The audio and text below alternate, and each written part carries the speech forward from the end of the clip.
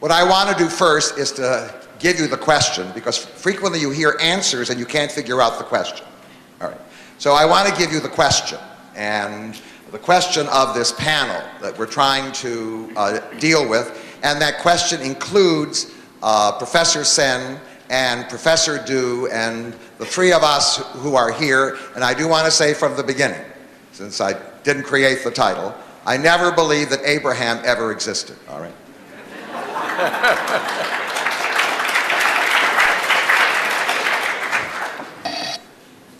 Now, humanism flows from a revolution since the invention of agriculture, most likely the greatest revolution ever. I call it the secular revolution. And the secular revolution has created dichotomies, overwhelming dichotomies, dichotomies so great that our whole life has been totally altered by it. There is the dichotomy in knowledge. The world of science has so radically altered the way we see the world, even for people who call themselves religious, that we can't even imagine what people believed 200 years ago or 300 years ago. It created what I call the dichotomy in values. I grew up on the tail end of the old value system. The old value system placed great value in suffering, because that was the condition of most of the human race prior to the Industrial Revolution, all right? So everybody's asking, why am I suffering? And they were given the answer. Suffering is good for you.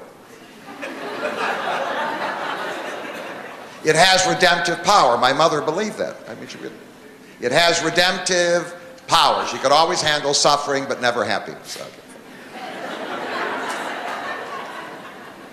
So the reversal is human beings are now empowered. So now they ask another question, which is outlined or mentioned in the Declaration of Independence. Thomas Jefferson may have put it in.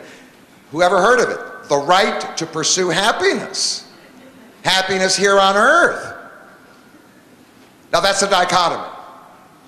And in fact, it has changed the focus of our culture. It has raised human expectations, sometimes unreasonably, but there it is. There is what I call the focus revolution.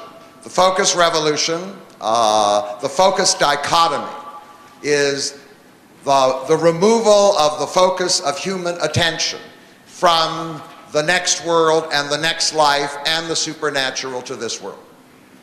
Certainly today, if you walk into most, not fundamentalist, but most establishment churches, the minister, whoever it is, will not be talking about the afterlife. If he insists on doing it, he'll be fired. And that's the Episcopalians and the Presbyterians and the Methodists and whatever. They have been, and this is very important to understand, they have been secularized. And also there is the dichotomy in politics. Everybody who wants to be in politics today anywhere in the world has to use the word democracy. For most of human history, people were living in an authoritarian system in which authority flowed from the top down.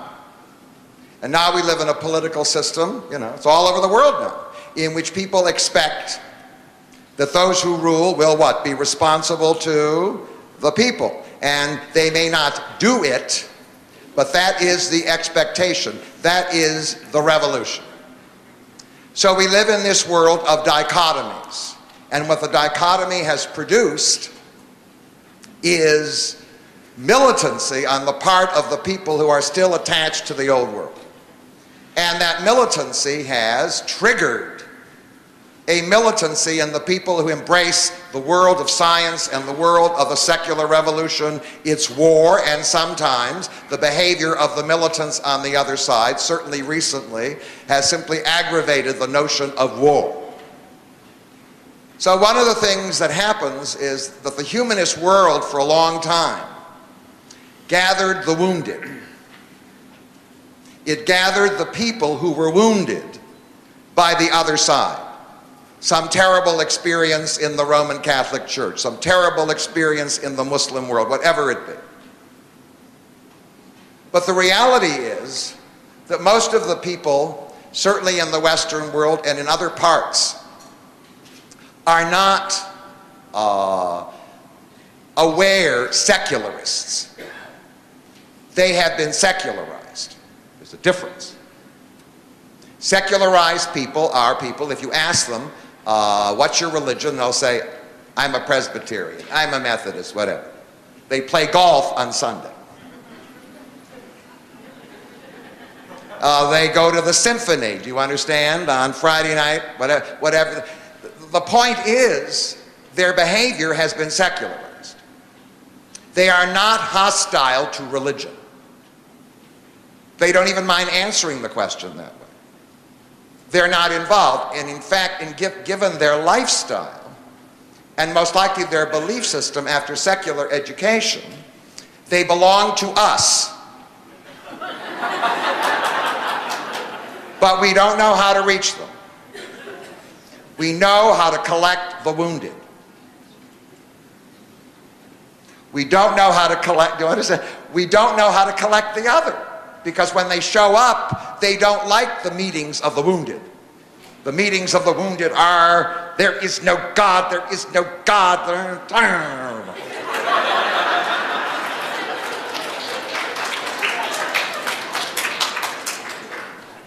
And they're turned off because that's what they feel. Which is worse? Hatred or indifference? Hatred is what the wounded give to the other side. Indifference is where most what? Secularized people. They just don't think about it. They don't talk about God. They don't think about going to a service unless somebody's getting baptized, bar mitzvah, whatever else it is. They're in that secularized world. And we're not quite sure how to get to them because they are still part of the cultures in which the old religions were placed and which they sometimes dominated. And they don't know how to get to them. I mean, they don't know how to relate to the militant group that says, we separate ourselves. There is a dichotomy. You're either on one side or the other.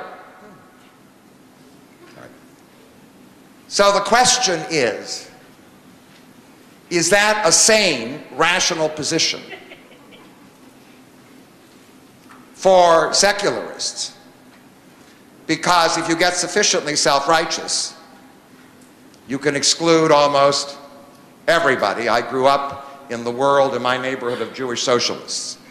There initially were 25. They had a meeting. They broke up into two groups.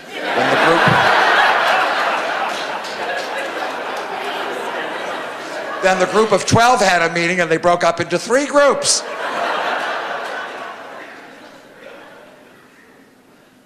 Are you getting the question? It's not an unimportant question. And that's what we're exploring. That is, if we could find some way of connecting to what is important for these people, then maybe they would be able to cross the bridge. Because it isn't religion that is the issue. They are part of a culture, an historic culture. Whether it's Jewish culture, Christian culture, do you understand? Muslim culture. They can become profound atheists. But they're dealing with their mothers and their fathers and their grandmothers and the whole thing. And they're not prepared to reject it. Because in some cases, their experiences were not bad. They were not wounded. I was not wounded. I have very positive experiences of my Jewish past. That's it. I didn't become a humanist because I was wounded. That I had some terrible person that followed me around with a stick and beat me over the head unless I said I believed in God.